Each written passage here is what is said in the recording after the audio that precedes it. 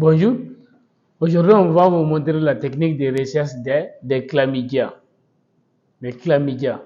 Les chlamydia, qui sont des bactéries qui sont dépourvues de certaines parois, ce qui les différencie un peu des bactéries cultivables sur les milieux hygiènes. Vous allez voir, les chlamydia colonisent d'abord les voies urogénitales de l'homme ou de la femme.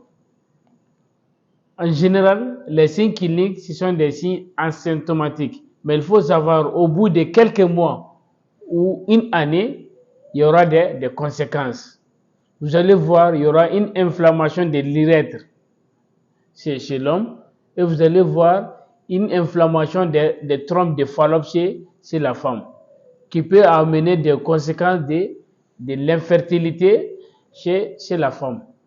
Souvent, vous allez voir, les chlamydia causent aussi des problèmes d'ectopique. Quand on parle d'ectopique, ça veut dire des grossesses en dehors de l'utérus. C'est une infection qui se transmet aussi par des rapports sexuels, que ce soit vaginal, anal ou par voie buccale non protégée. Vous allez voir, vous êtes exposé à des contaminations. On a besoin des tests rapides. On a besoin du sérum au placement du patient, d'un pipette, du gant et d'un marqueur.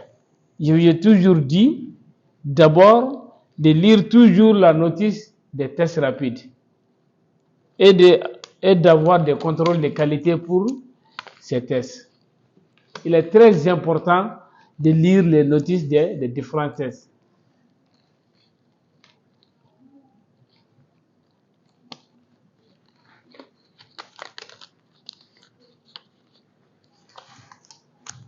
Vous allez voir, regardez ici, vous voyez.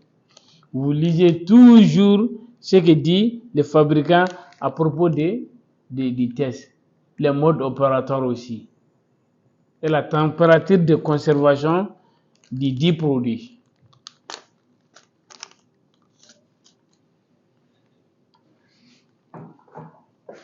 Vous voyez, ce fabricant dit qu'on prend 50 microlitres.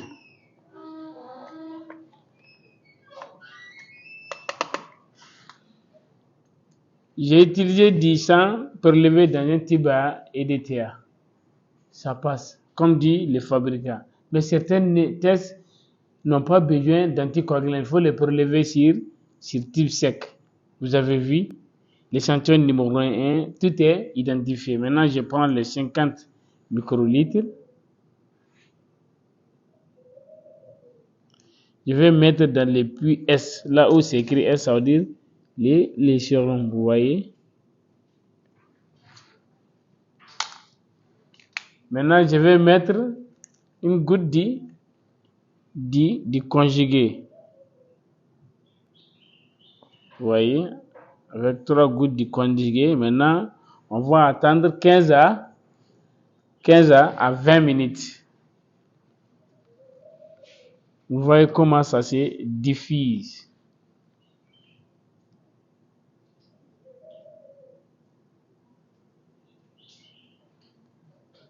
Vous allez voir, quand on fait du chlamydiose, les signes sont très généralement asymptomatiques. Mais au bout d'un mois ou une année, il y aura des conséquences. Chez les femmes, vous allez voir, il y a les douleurs du pubis. Douleurs du pubis, ça veut dire des douleurs très très intenses au niveau du bas-ventre de la femme. Et cette douleur sera chronique aussi. Chaque fois, la femme se plaint des douleurs du bas-ventre. À chaque fois, la femme se plaint des douleurs du pubis, ça veut dire le bas-ventre. Vous regardez lors de la division, déjà, regarde là où c'est écrit T, c'est pour les patients.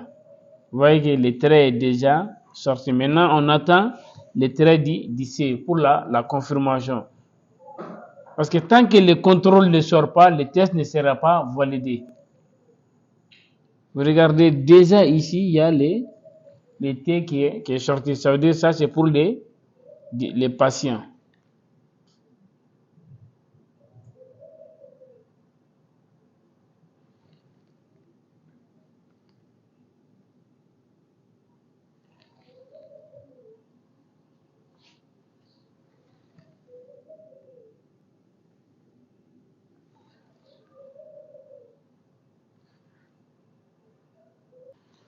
Vous avez vu maintenant, vous avez vu les deux traits, n'est-ce pas? Voici les traits du patient, voici les traits du contrôle. On va vérifier encore avec la loupe. Vous regardez, vous voyez, c'est compris? Maintenant, c'est très clair, vous voyez? Vous voyez?